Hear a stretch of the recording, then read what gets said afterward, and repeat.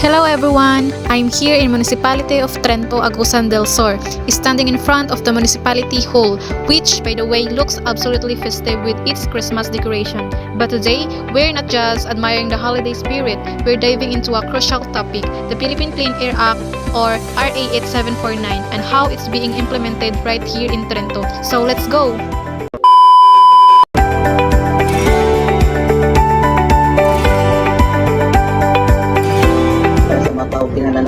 The LG itself, in coordination with the national government, particularly the Department of Environment and Natural Resources, ma-ensure na to ang atong hangin na gilanghap by the government is clean by preventing, controlling air pollution from all sources.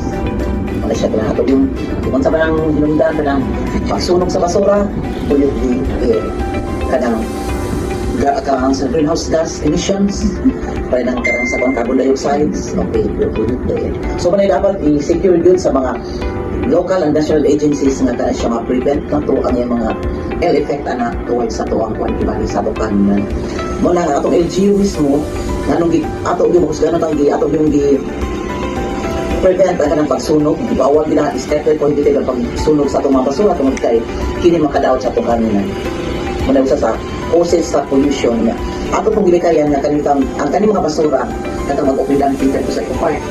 Ang mga nag-opidan pingalan niya, ang kilala man ng itong kanang dugaan niya, muna yung shade. Ang shade muna yung methane. Muna siya usaha sa mga greenhouse gases na makadaot sa ito ang kawanangan. Muna nga, ang kamuta, muna si Mayor William, yun siya, Mayor Kate, karon nga, by next year, establish na yung sanitary landfill para ma-properly manage na yung hindi napiktungan ng atong kibali at atong increase ang atong greenhouse gas emission kaya ang target na global target ng atong ma-reduce ang atong greenhouse gas emissions ng points of office.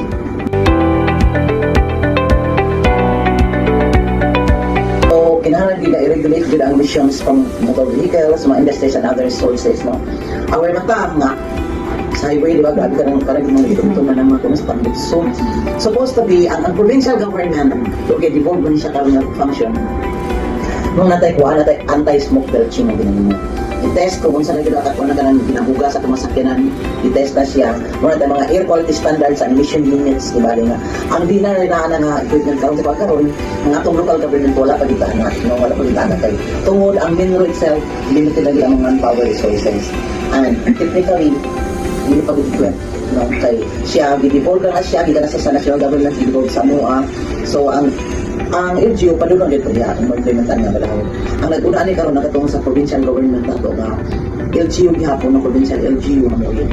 Nag-implement ang anti-smoke belching karon para i-test kung kailangan na ba ng imong kuwan, kanang kaya na imong limit sa atmosphere, muna para mauna natay clean air quality kibaring atong gina-implement sa pagkakaroon. Tungkol kay naman shared responsibility man sa kunang ginayon munang natay mga gi-assign ng mga sa national government agencies, especially sa LGU kung sa devolution of functions. Ang mga industries po na sila yung obligation para na atong ma-minimize ang kaning effect sa kaning pollution sa atong kahanginan. I-emphasize na ang kalimpyo sa hangin muna itong responsibilidad sa matag-usa. Ato na siyang tumatag. Kanya, para nyo ka ng sustainable development. Manaw tayo ng kalambuan, no?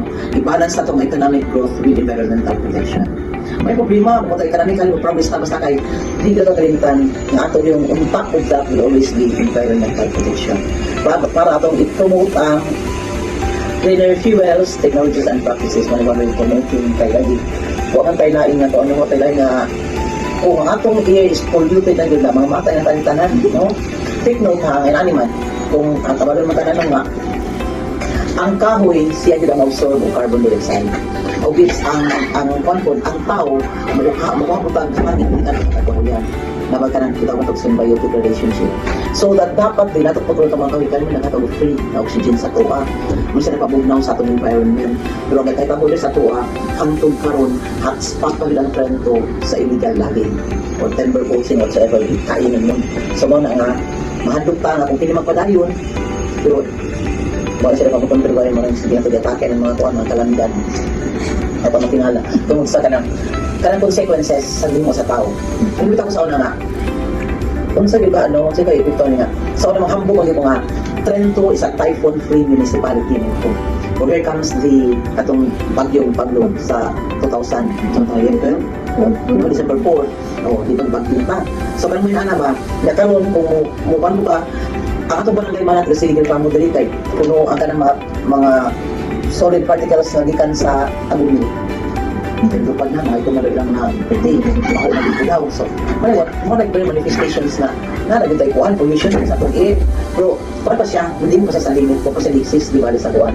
Kaya kung bato po ka sa ENB nga konseptan siya na, ay wala rin problema ma'am, kaya kuhan man na, kanang mga organic man na, biodegradable man ang ginasunog, kaya kuhan man na, ban siya nga kung sa kuhan, katindili na kita mo, pasar sa quality, mo yung nasugnod na pangsumida sa paano na, mo na mo banang kan sa tao nga wala kasabot sa scientifically medyo ka mga matay may dali man so kanang ana ba so ano siya na ato gid sa tabangan na mag-promote ang kanang yung awareness kanang yung set pa kanang community education and public awareness mo dapat among drive yun towards sa pag-address aning air pollution diba nga dinibig diba na makita na pamatawhan na pinapagsunog sa basura so sa sunog basura no kahit padayon diba yung karon kasi kanang pagsunog ng mga plastic cellophanes ang daganan na iyang ko na kanyang aso magdagan ko ng 500 kilometers pa ang pag-spread niya sa kabanangan so wala siya nga kinanglan siya nga pakusgan din nato ang kanang paundang ang pagsunog sa mga basura kaya ako bisa rin namin sa itong kinayaan kung padayon kinayaan na kanina itong mga farmers gasunog ang nilang mga uhot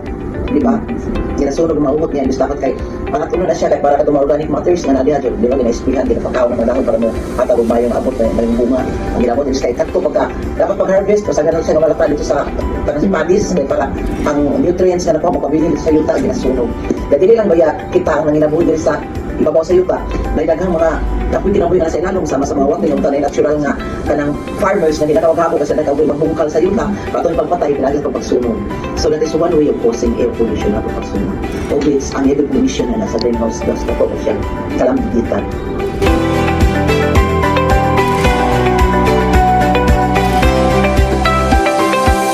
Okay, sa atong lungsod yun, ang pagsunog yun sa kanibitang solid waste sa atong munisipyo.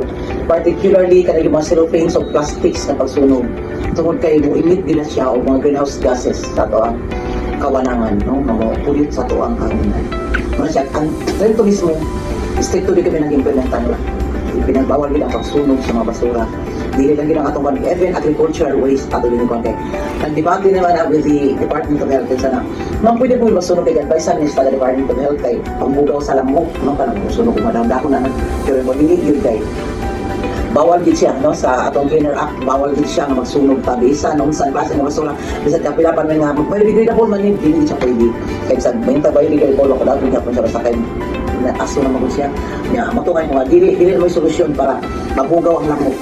The only solution is mag-limpit sa itong palibot. Muna the only solution. Ay yung mga rason na maghaling-haling, magsunog tayo para bugaw ng lamok. Pabugaw ng lamok kaya sa mag-limpit sa itong palibot. Sa itong palibot. So, wala siya. Magandang salamat. Okay.